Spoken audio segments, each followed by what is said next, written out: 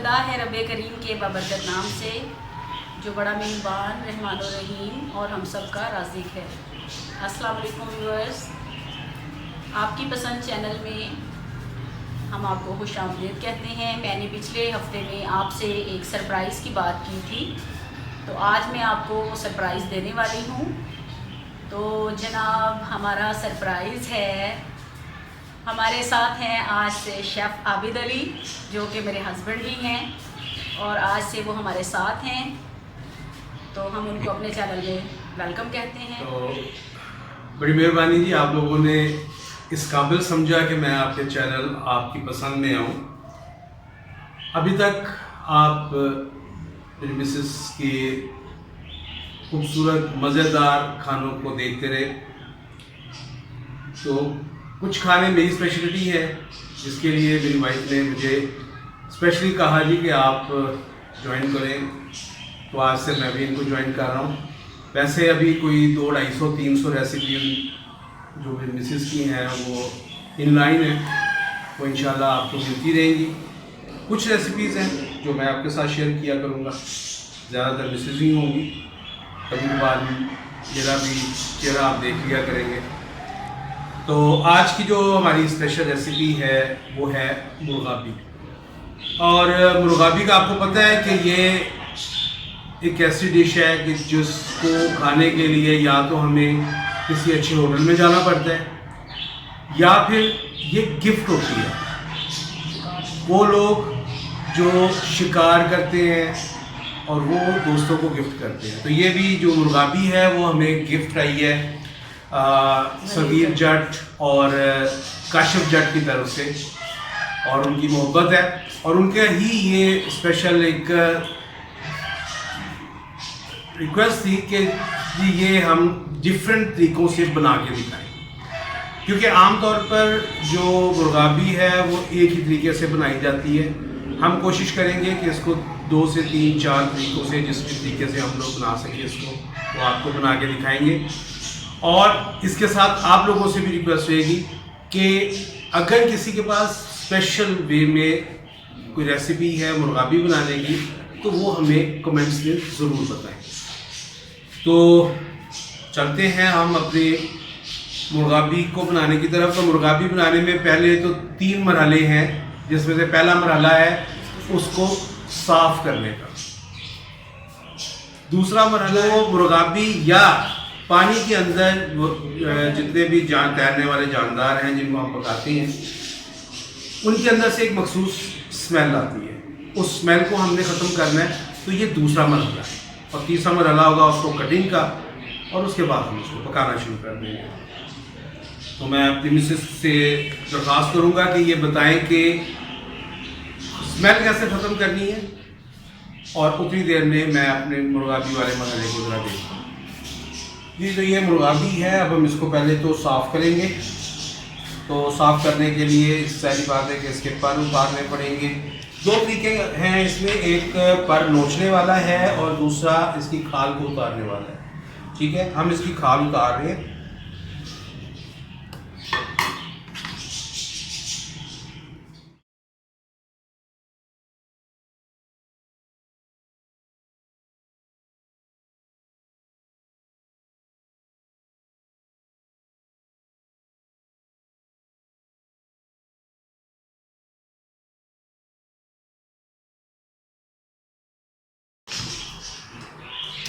अच्छा, अंदर से साफ़ करते हुए आपने एहतियात करनी है कि इसको अच्छी तरह से साफ़ करना है, क्योंकि स्मेल जो आती है वो आमतौर पर इसके अंदर वाले पार्ट से आती है।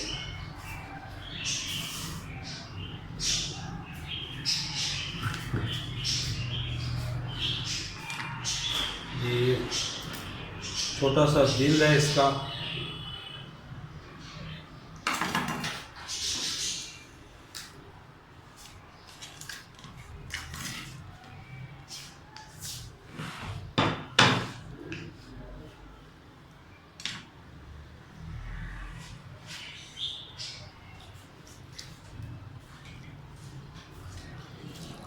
पानी में धो देते हैं हम उसको अच्छी तरह से।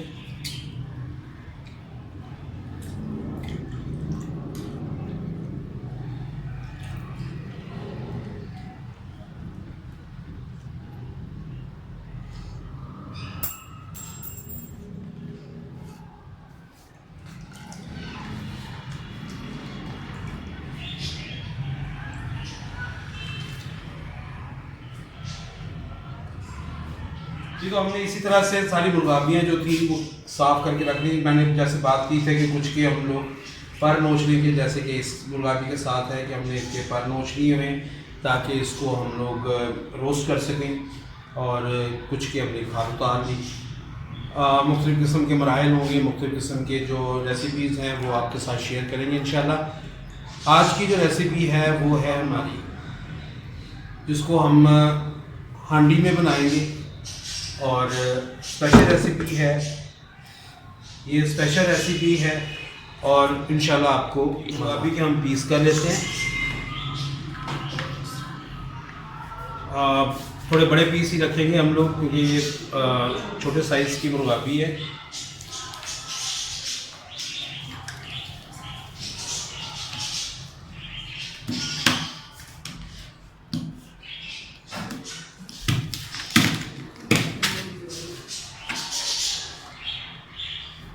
हमने इसके 3 पीस कर दिए हैं।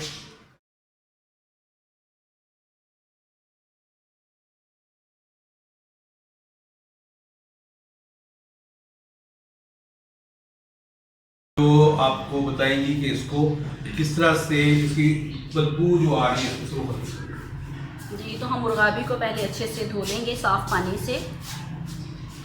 इसकी सारी गलाज़त जो है वो उतार देंगे इसके अंदर से।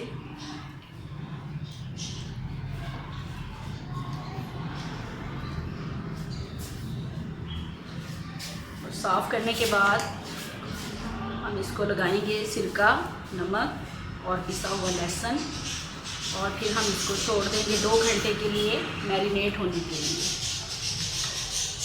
इससे आपकी मुर्गाबी जो है वो बिल्कुल स्मेल लेस हो जाएगी, बिल्कुल भी स्मेल उस गोश्त के अंदर नहीं रहेगी।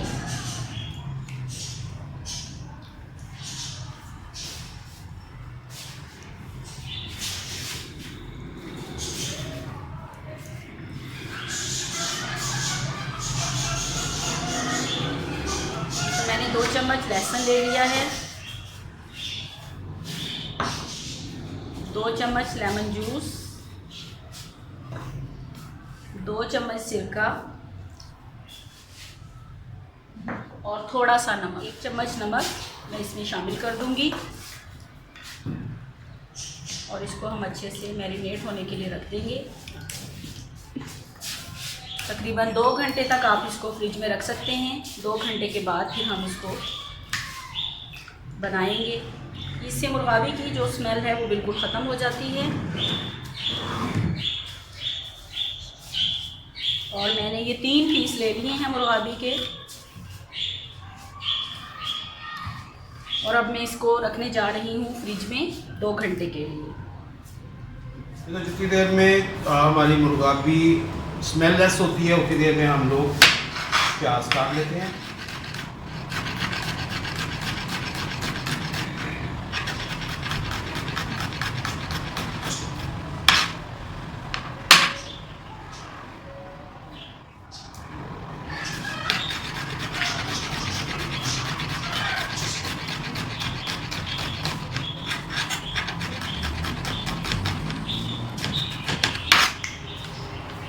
तो बस मैंने दोनों मुर्गाबियों को, सालम भी और कटी हुई को भी मसाला लगा दिया है, आप देख सकते हैं।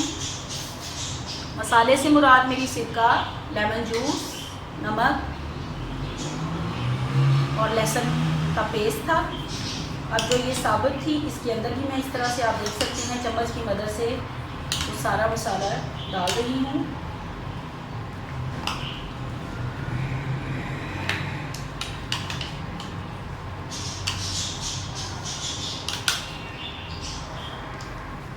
जी, तो व्यूअर्स मैंने 3 दरमियाने साइज़ के प्याज काट लिए बारीक बारीक। अब मैं हरी मिर्ची ले लूँगा 3 से 4 अदद, उनको भी हम बारीक बारीक कुतर लेंगे।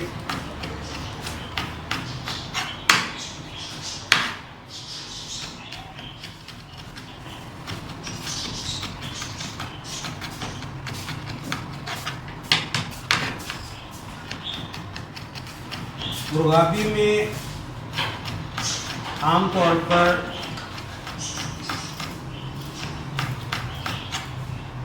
जो चीज़ें डलती हैं उसमें प्याज थोड़ी ज़्यादा मिकदार में होता है, टमाटर थोड़ी ज़्यादा मिकदार में होता है, और थोड़ा सा अदरक डालते हैं। और मुर्गाबी का जो गोश्त खाने का फ़ायदा है, वो सबसे बड़ा फ़ायदा तो ये है कि इससे इम्यूनिटी लेवल इंक्रीज़ होता है। स्पेशली सॉरी इन्होंने मुझे सख्ती से मना किया था कि इंग्लिश का कोई वर्ड नहीं बोलना, तो अब आप इनसे यही कहेंगे कि आप उर्दू में ही बोलें। पहले जी मैं उर्दू में बोलता हूँ। जो हमारे जिस्म की क़ुव्वत मुदाफ़ियत है उसमें इजाफ़ा होता है जब हम लोग मुर्गाबी का गोश्त खाते हैं। इसके साथ साथ ये दमा से और इस किस्म की जो बीमारियां हैं उनसे बचाव के लिए भी बहुत शानदार चीज़ है। ये आमतौर पर ठंडे मौसम में खाने वाली चीज़ है। बहरहाल इस दफ़ा इसकी तासीर जो होती है वो गर्म होती है। हम लोग अगरचे इसको गर्मियों में ही पका रहे हैं, लेकिन बेहतर होगा कि आप लोग इसको थोड़ा ठंडे मौसम में इस्तेमाल करें।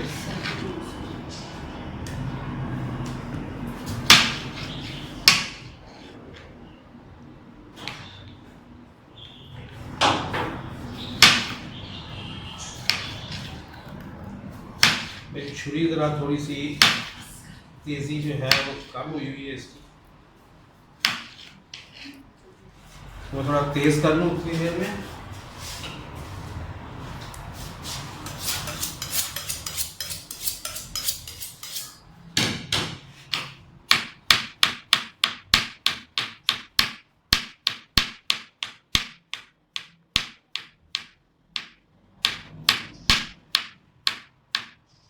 ये जो टमाटर हमने ले लिए, अब हम लोग ले लेंगे थोड़ा अदरक, इसको बारीक बारीक हम लोग उतर लेंगे।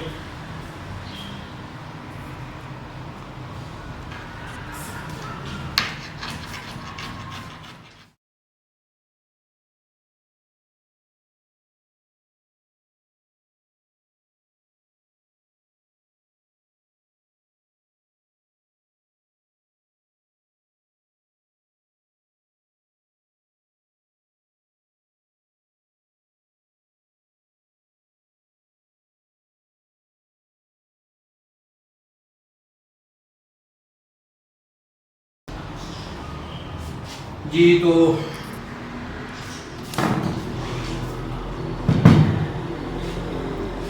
हांडी में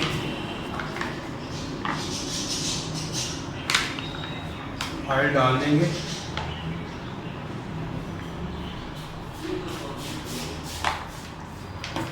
इसको हम तैयार कर रहे हैं मुकम्मल तौर पर काली मिर्च में।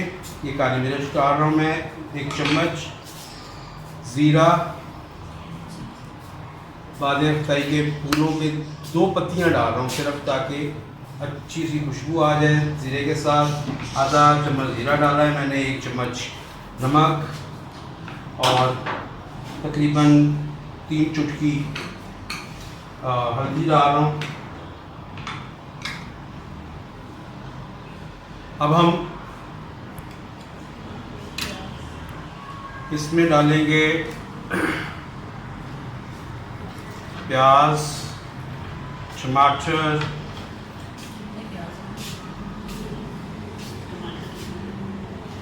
हरी मिर्च, ये सारा मैंने आपको बता दिया है। 3 से 4 टमाटर हैं, 3 से 4 प्याज हैं, 2 टमाटर हैं बड़े साइज़ के। उसके साथ 1 इंच का अदरक का टुकड़ा था जिसको हमने बारीक बारीक काट लिया था। 3-4 हरी मिर्चें थी जिसको बारीक काट लिया। इसमें चूँकि ये तासीर गर्म होती है तो इस वजह से इसमें लहसुन और अदरक की मिकदार को कम रखा जाता है। मैंने लहसुन का इस्तेमाल नहीं किया इसमें, क्योंकि जो हम लोगों ने स्मेल ख़त्म करने के लिए यूज़ किया था वहाँ पर हम उसको लहसुन का पेस्ट यूज़ कर चुके हैं। ये मैं साबुत मिर्चें भी 3-4 इसमें डाल रहा हूँ। ठीक है जी, अब हम इसको चढ़ा देते हैं चूल्हे पे। जी तो सारी चीज़ों के साथ साथ अब हम अपना गोश्त जो है वो भी डाल देंगे, अपना नहीं, मुर्गाबी का गोश्त वो भी डाल देंगे। ठीक है जी, अब हम इसको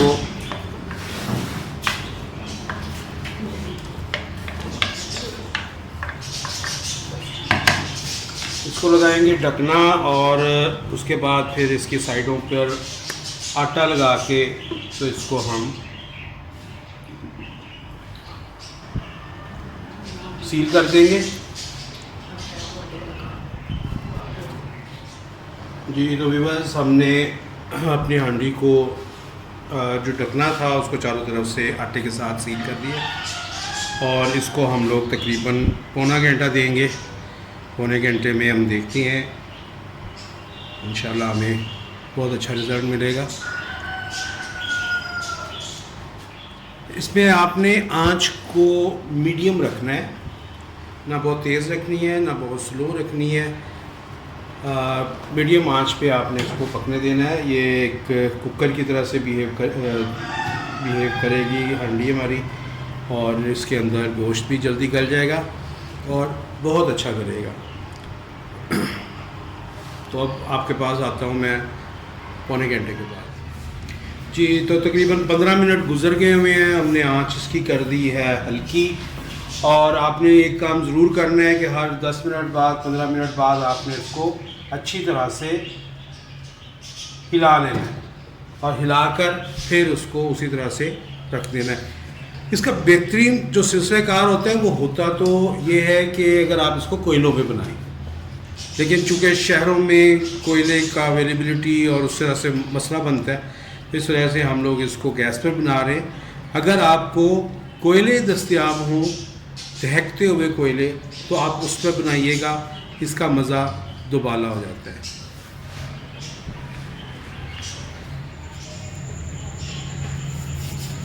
जी तो नाज़रीन, पौना घंटा यानी 45 मिनट गुजर गए। अब हम देखते हैं इसको काट के अपना क्या सिलसिलेकार है।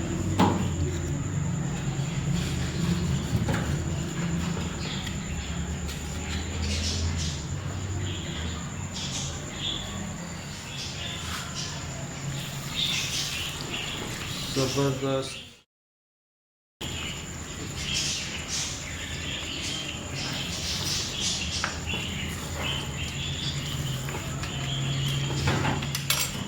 गोश्त भी गल गया और हमारा आहुन्ना जो मुर्गाबी आहुन्ना वो भी तैयार हो गया। अब हम इसको डिश आउट करेंगे। जी जो डिश आउट करते हैं हम लोग, और डिश आउट भी हम हांडी में ही कर रहे हैं।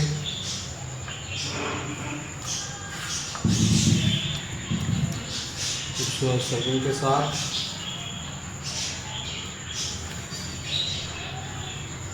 इसमें हमें बुनाई की ज़रूरत नहीं पड़ती, सब कुछ हमारा जितना मटीरियल होता है वो आप इसमें बुन जाता है साथ ही।